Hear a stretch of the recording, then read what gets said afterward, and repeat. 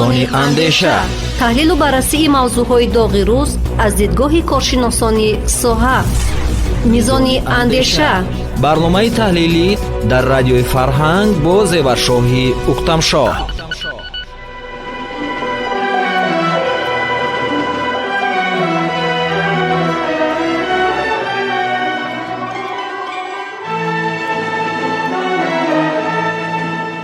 дуруд ба шумо сомиёни арҷманди радиои Фарҳанг. дар барномаи навбатии мизони андеша мавзӯи суҳбати мо доир ба даъвати тирамоҳии навазкарон ба сафи ҷузъу томи артиши миллӣ мебошад.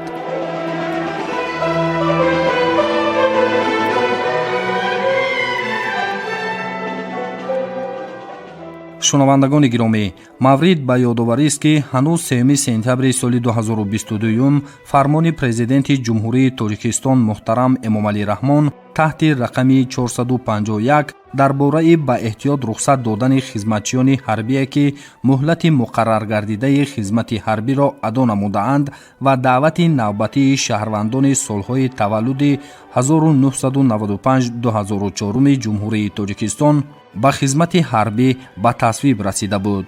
санаи 3 ноябри соли ҷорӣ вазорати мудофиаи кишвар расман хабар дод ки даъвати тирамоҳӣ ба хизмати ҳарбӣ давоми моҳҳои октябр ва ноябри соли 2022 дар тамоми шаҳру ноҳияҳои мамлакат идома дошт пурра ба анҷом расид.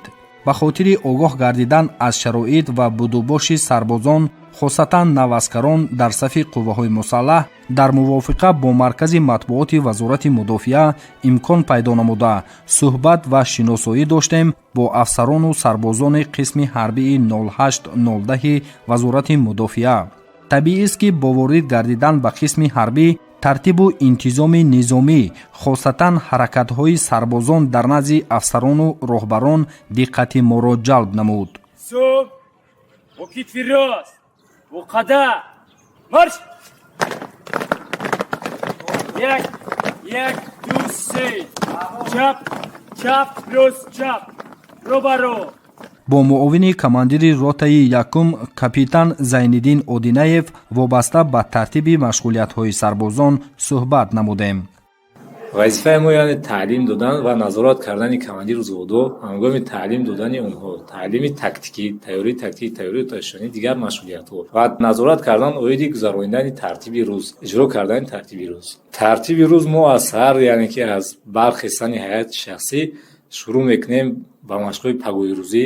баъд аз машқҳои пагӯҳирӯзӣ моинаи сафӣ мегузаронем пешай ба ошхона даромадан. баъд аз гузарондани моинаи сафӣ ошхона медароем. баъд аз ошхона бо ба майдончаи сафорҳоӣ меравем. мувофиқи ҳамон тартиби рӯз омодагии кадом рӯзҳода кадом машқҳо гузаронда мешавад. 20 дақиқа 20 дақиқа рӯзҳои душанбе ахборотҳои сиёсӣ, рӯзҳои сешанбе машқҳои сафорҳоӣ, рӯзҳои чоршанбе муҳофизати радиатсиони кимиёвӣ ва биологӣ, рӯзҳои панҷшанбе ахборотҳои сиёсӣ, рӯзҳои ҷумъа машқҳои сафорҳоӣ, рӯзҳои шанбе ахборҳои ҳуқуқӣ гузаронда мешавад. ин пеш аз ҷобаҷӯшавии ҳайати шахсӣ. баъд 10 дақиқа ягар ҷобаҷӯшавии ҳайати шахсӣ, пас аз 10 дақиқа бо 5 соати машғулиятҳо, яъне ки машғулиятҳои тайёрии ҷангӣ. дар машғулиятҳои тайёрии ҷангӣ медарояд дарсҳои тайёрии тактикӣ, тайёрии муҳофизати радиатсиони кимиёвӣ ва биологӣ, тайёрии сафорҳоӣ, тайёрии разведка, тайёрии техникӣ, тайёрии ронандагӣ ва дигар машғулиятҳо дар машғулиятҳои тайёрии ҷангӣ медарояд. мо бо техникаҳои мошини зиреҳпӯш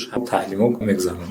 муддати 4 моҳ омӯзонида мешаванд. 1 моҳи дига санҷишҳо гузаронида мешавад. пас аз санҷишҳо мо мутахассисона ба дигоҳ қисму воҳидҳо равона мекунем. муддати 4 моҳ мо ҳамаи чизҳое ки яъне ки дар ҳамо техникаҳо вобаста дорад мо меомӯзонем ҳайати шахсиро ва ҳайати шахсиро бо Федератсияи Россия мо бо онҳо низ машғулиятҳо дорем, бо онҳо машғулиятҳо мегузаронем. машғулиятҳои амалӣ низ гузаронида мешавад бо ҳамроҳи онҳо. бояд илова намоям ки имрӯз аксари навазкарон яъне ки хатмкунандаи донишгоҳҳо ва донишкадаҳо ҳастанд ва маълумоти олӣ яъне доранд. боз ҳастанд сарбозоне ки маълумотҳои ҳарбӣ низ доранд ва онҳо барои мукаммал кардани савияи донишашонро ба қисму воҳидҳои мо даъват шудагӣ ҳастанд. таълиму тарбияшон чӣ гуна аст? таълиму тарбияш таърихашон нисбат ба пештар беҳтар хубтар барои он ки пештар буданд сарбозоне ки таълим гирифтагӣ набуданд, яъне ки дар мактабҳои миёна таълим миёнаи нопурра доштанд. бале имрӯз аксарияти онҳо донишҷӯ ва мактабҳои олиро хатм намуда омадаанд. бар замини мо худамон дар ин ҷо ҳам таълим ва тарбия низ медиҳем. Тарбияи ҳарбӣ, таълими ҳарбӣ. таълиму тарбияи ҳарбӣ чӣ гуна мешавад? таълиму тарбияи ҳарбӣ яъне ки ин ҷо қисму воҳидҳоро яъне хизмати ҳарбӣ худаш яъне мактаби мардонагӣ ки мақсади асосии мо тайёр кардани сарбозон барои омодабошии ҷангӣ, онҳоро тайёр кардан барои муҳофизат кардани ватан. ҳатман омӯзонида мешавад барои он ки агар дар қисми воҳидҳо интизоми ҳарбӣ набошад, артиш намешавад, якасардорӣ намешавад.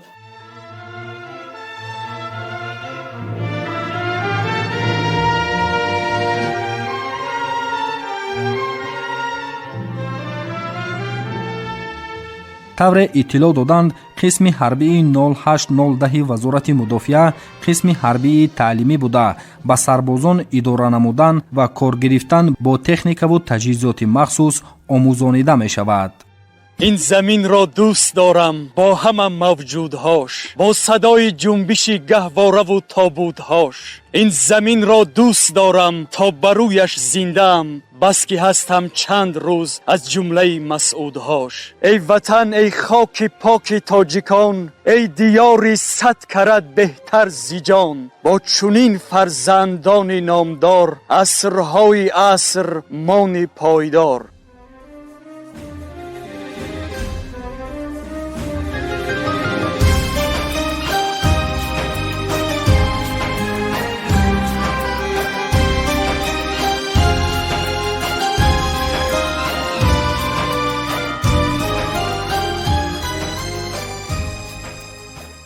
шунавандагони гиромӣ, ин ҷо бо чанде аз сарбозон навдаъватшудагон суҳбате доштем ки ҳоло фишурдаи онро ба самъи шумо мерасонем.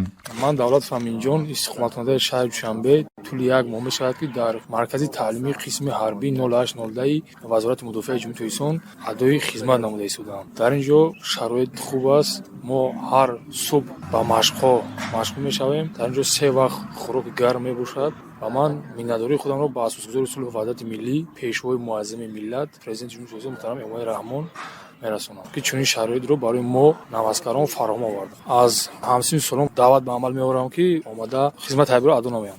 ман сарбози қаторӣ Сироҷов Шарофиддин Минҳоҷович аз ноҳияи Явон мебошам. ман санаи 20 октябри соли 2022 ба комиссарияти ҳарбии ноҳияамон ариза супорида ба сафи қувваҳои мусаллаҳи ҷумҳурии Тоҷикистон дохил шудам.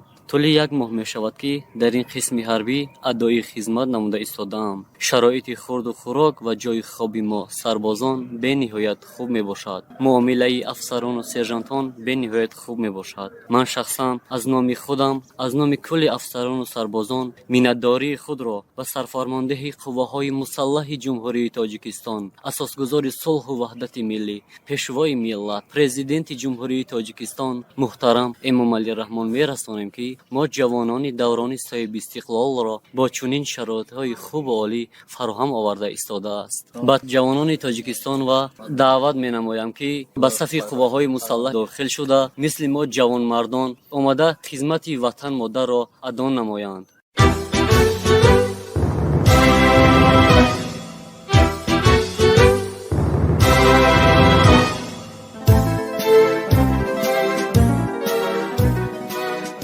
қабули навазкарон ва рухсат ёфтани ҷавононе ки даъвати хизмати ҳарбиро ба анҷом мерасонанд кори саҳлу содда набуда, аз роҳбарияти қисму воҳидҳои қувваҳои мусаллаҳ масъулияти зиёдро талаб мекунад.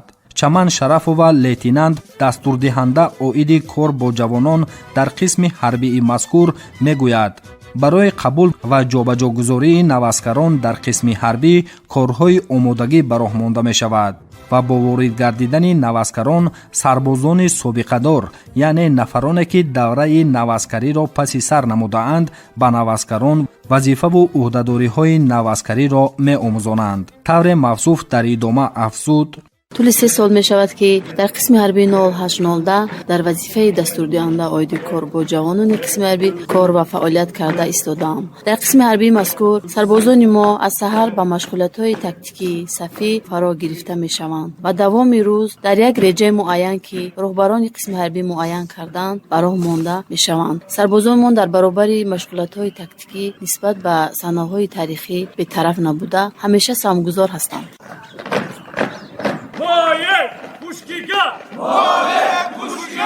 سربازانی بهترین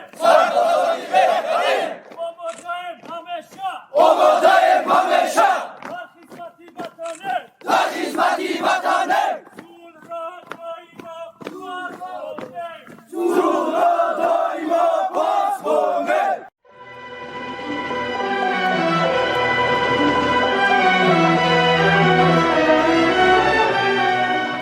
тавре аз суҳбати роҳбарияти қисми ҳарбӣ бармеояд ва то ҷое пай бурдем аксари ҷавононе ки имрӯз дар сафи ҷузъу томи артиши миллӣ адои хизмати ҳарбӣ менамоянд хатмкардаи донишгоҳҳои олӣ мебошанд.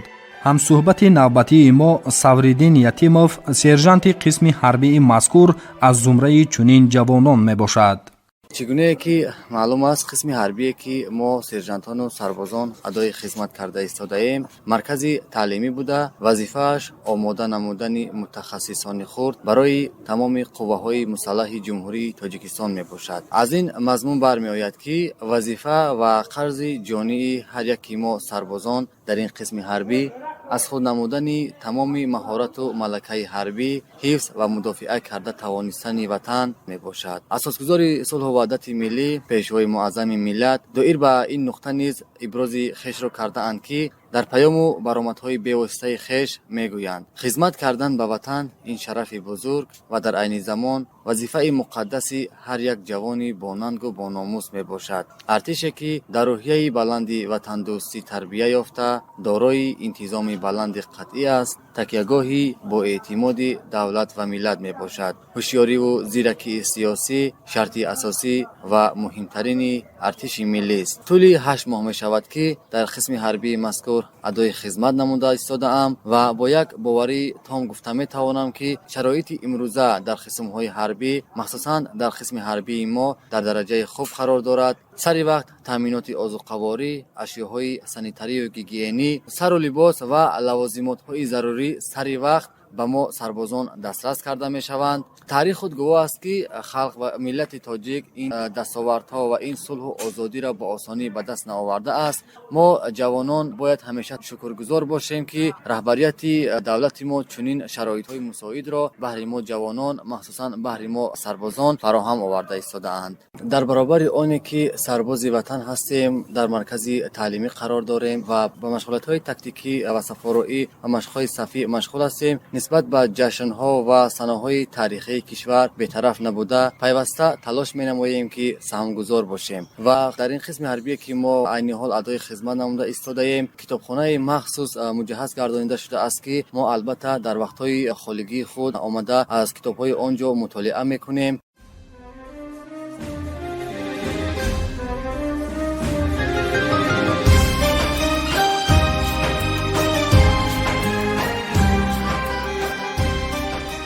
ҷавонон сарбозоне ки пас аз хатми донишгоҳу донишкадаҳои олӣ ба сафи қувваҳои мусаллаҳ мепайванданд нисбат ба хизмати ҳарбӣ маълумоти кофӣ доранд.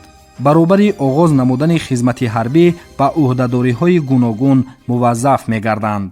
ман чурғосизода ҳусейнҷон мебошам. тӯли 2 моҳ аст ки дар қисми ҳарбии 08-10 вазорати мудофиаи ҷумҳурии тоҷикистон адои хизмат мекунам ва бояд гӯям ки ман бо хоҳиши худ ба хизмати ватан модар омадам ва инчунин мегӯям ба ҳамаи ҳамсиндонам ҳамсолонам мегӯям ки ба сари баланд омада хизмати ватан модарро адо намоянд ва бо сари баланд ба назди падару модар баргарданд. мо аз асосгузори сулҳу ваҳдати миллӣ пешвои миллат муҳтарам эмомалӣ раҳмон ҳамзамон аз тамоми роҳбарияти қисми ҳарбӣ миннатдории худро баён мекунем ки барои мо ҷавонон шароитҳои хизмати ҳарбиро ба ҷо оварданд ва мо дар фазои осоиштаи кишвари худ адои хизмати ҳарбӣ карда истодаем.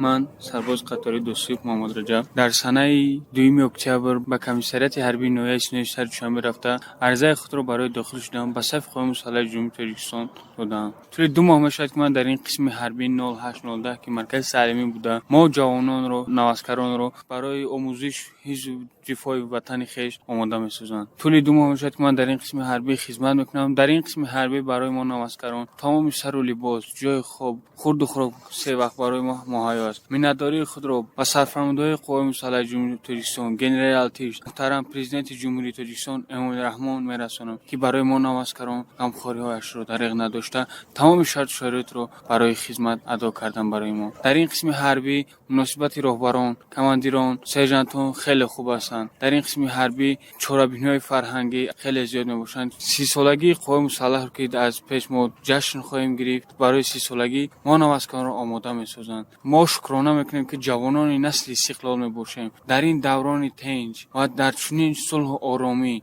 خدمت کرده ایستاده‌ایم. از بزرگان شنیده‌ایم که هر یک شخص سالم فکر، جوانسران اصیل خدمت حربی را از دوره‌های پیش قرض وطندوستی خویش دانسته جانشان را بارها برای وطن فدا می‌کردند. حتی قهرمانی‌های آنها در داستان‌ها عرض می‌شد. پس ما جوانان صاحب استقلال و تندرست و وطن پرست باید خدمت حربی را با طرز نمونه‌ای و اعلی کرده باز در این طول 2 سال که ما خدمت خواهیم کرد باید با سری بلند با انتظام نمونه‌ای خدمت خود را ادا کرده و نزد والدین خود برگردیم. با تمام شنوندگان میرسانم که خدمت حربی این رسالت جوانمردی هر یکی ماست. پس خدمت به وطن این شرف است. با همسالان خود و جوانان که همسن سال من میباشند با آنها توصیه دادنیم که خدمت حربی را رسالت وطن دوستی خویش دانسته قرض جوانمردی خود را ادا کنند.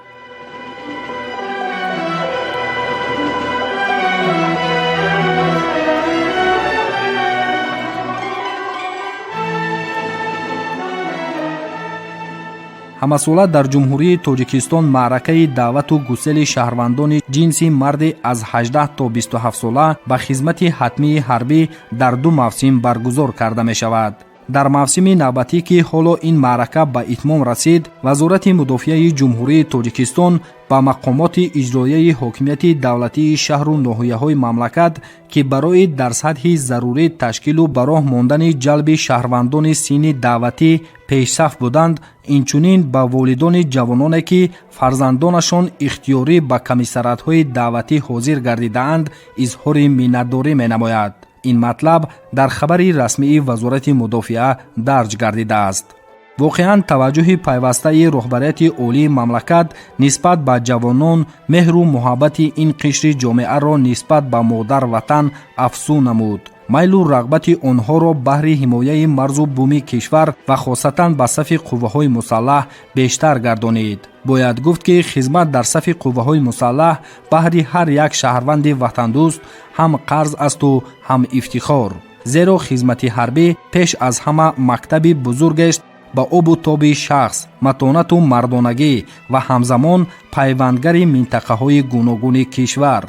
аз ин рӯ ҳар як ҷавони ватандӯстро мебояд баҳри ҳифзи меҳани худ ва сулҳу суботи абадӣ дар кишвар софдилона ва садоқатмандона қарзи шаҳрвандии худро ба поён расонад.